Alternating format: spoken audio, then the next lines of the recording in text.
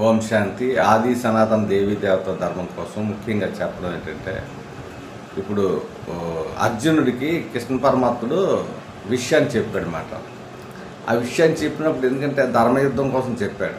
ఎందుకంటే అంటే దొంగ దెబ్బలు చేసే వాళ్ళందరూ ఉంటారు, దొంగ దెబ్బలు చేసే వాళ్ళందరూ. అయితే ఇదంతా ఏంటంటే వినాశనానికి ముందే, అంటే ప్రతిదీ చెప్పకుండా ఏ పని చేయకూడదు, ముందు చెప్పి చెయ్యాలన్నమాట. దీన్ని ధర్మప్రదంగా అంటారన్నమాట. చెప్పకుండా చేసేదంటే దొంగ దెబ్బ అంటారన్నమాట. అందుకే పరమాత్ముడు మొట్టమొదట ఒకే ఒక్కరు చెప్పారు, అంతే కదా. మొట్టమొదటి ఒకరు చెప్పారు. ఇప్పుడు విశ్వం మొత్తం ఆల్ కంట్రీస్లో కానీ ఆల్ ఇట్లో కానీ అందరికీ కూడా పరమాత్మ కోసం యథావిధిగా తెలిసింది. చివరిలో అందరికీ తెలియాలి. ఎందుకంటే ఇప్పుడు అందరూ ఏది చేసినా పరమాత్ముడు నిజంగా ఏంటంటే మన భారతదేశంలో అవతరించి ఉన్నాడు కనుక అతను చెప్పేస్తున్నాడు అన్నమాట క్లారిటీగా. ఇప్పుడు మనకి పూర్వం ఉన్నాయనుకోండి అప్పుల్లో, నేను అసలు ఈ టెక్నాలజీలో ఏం లేవు.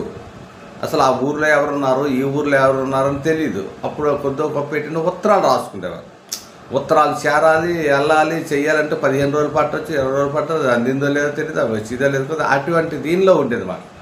సో ఆ రోజుల్లోనే మనకు అంతకంటే ఇంకా డీప్గా వెళ్ళవసరం లేదు. అయితే ఆ రోజుల్లోనే అంత కష్టంగా అప్పుడు పూర్వం ఇంకా ఏంటంటే పావురాల ద్వారా సందేశం చెప్పి కోడి ఇంటికల తర్వాత ఎలాగలగనమాట. అలా వచ్చింది. ఇంత డెవలప్ చివరికి వచ్చేటప్పుడు ఇంత టెక్నాలజీ అన్నీ వచ్చాక కూడా అందుకే పరమాత్ముడు తీవ్ర పురుషార్థం అంటున్నారు.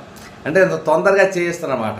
ఇందులో ఏంటంటే దొంగ దెబ్బ చేసేది ఎవరైనా సరే, బ్రహ్మకుమార్స్లో ఉన్నా కూడా ఇక్కడ ఆటలు చాలవు, ఆలయ కూడా ఆటలు చాలవు. ఎందుకంటే ఎవరెవరు ఉండట్లేదు. ఆత్మలు ప్రతి ఒక్కరు కూడా ఎంతవారైనా శరీరం విడిచిపెట్టవలసిందే. ఆయన ఎవరినైతే పరమాత్మ నిమిత్తం చేశాడో ఆయన ద్వారా కార్యాన్ని ఆయన వదిలేశాడు. అతను అంత కోటిసుల్లో ఉన్నప్పుడు కూడా స్టార్టింగ్లో పిల్లలందరికీ ఇన్ని ఇచ్చేసి ఒక పాకలో ఉండేవాడు. చూడండి, ఒక చిన్న పాక కుటీరం కట్టుకున్నాడు. ఇదే నాకు అని జీవితం ఏంటంటే అంటే ఇక్కడ భగవంతుడు ఎవరైతే అష్టాత్మాల్లో ఉన్నారో వాళ్ళకి ఆది మధ్య అంత జ్ఞానం అంత క్లారిటీగా ఉంటుంది కనుక తెలుసుకుంటారు. ఈ మిగతా మాయాడించి ఆటలు అందరూ కూడా ఇదైపోతారు అన్నమాట. అంటే పరమాత్మని ప్రేమ లేకుంటారా, ధనం కోసం వెంపడించడం, పదవుల కోసం వెంపడించడం, ఇదే స్థితిలోకి వెళ్ళిపోతారు కదా, ఆత్మీయ స్థితిలో రాదు. అందుకు క్లారిటీ ఏంటంటే డ్రామా ఎక్సలెంట్గా తయారైన ప్రకృతి కూడా పరివర్తన అవుతుంది అన్నమాట. ప్రకృతికి కూడా ధర్మం ఉంది. మనం అంతా నిమిత్తమైన ఆత్మలు. ఈ ఏంటంటారంటే చీమలు, ఈగలు, దోమలు ఎలాగుందో ఆత్మలు అందుకే సూక్ష్మ బిందు స్వరూపులు కట్టి అలా కంపేర్ చేస్తుంటారు పరమాత్ముడు. అయితే మొట్టమొదటి పరివర్తన చేసే శక్తి పరమాత్మలోనే ఉందన్నమాట. తండ్రి పరమాత్ముడు వీళ్ళు ఎవరు ఉండరు, అది 100% ఉండరు. ఒకదానికి ఒక కనెక్ట్ అవుతుంది. ఇప్పుడు ఉందనుకో, నా ఊరు, నా గ్రామం, నా ఇల్లు అంతే, అక్కడి నుంచే నువ్వు చూసుకోవాలి. ప్రపంచం అంతటిని మార్చడం కాదు, ఎవరు కావాలే మాంతరు, ఎవరికి వారే యమునా తీరు అన్నట్టు ఇక్కడ పరమాత్మ అంతా క్లారిటీ చెప్తున్నాడు. మొట్టమొదట మనకి ఏం చెప్తున్నాడు అందరికీ చెప్పే మీకు వినాశనాన్ని ముందే అన్నీ తెలియపరుస్తాడు.